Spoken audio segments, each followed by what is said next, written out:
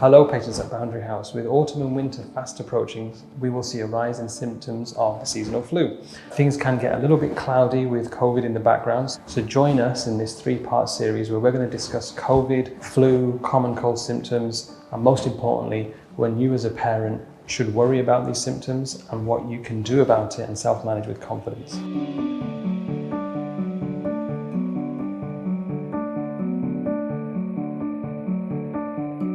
What are the symptoms typical of COVID?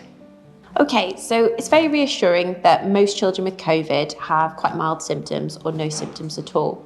Of course, in those children with pre-existing conditions such as asthma, diabetes, heart problems or genetic conditions, they may have more severe symptoms. The classical COVID symptoms include high fever or temperature, persistent new onset of cough.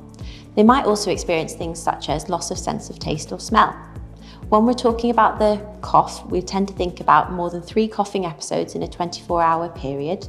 And we also think alongside those, loss of sense of taste or smell, or a change in their taste and smell. And sometimes you might get diarrhea and vomiting alongside these symptoms. But the classical symptoms and the most important ones to think about are the high temperature and high fever, alongside those other side symptoms. What about common cold or flu symptoms?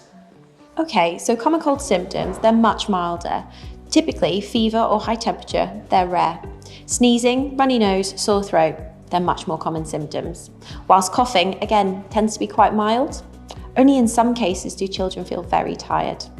So it can be really tricky telling whether or not it's flu or COVID, as both can cause fever, cough, headache, body aches and extreme tiredness. However, compared to COVID, the flu does not usually cause breathing difficulties, and importantly, it doesn't usually cause loss of sense of taste or loss of sense of smell. How can you tell which is which? So cold symptoms are much milder, as we've talked about. The key here is testing. If you suspect that your child has COVID or flu-like symptoms that might be COVID, you need to get a test.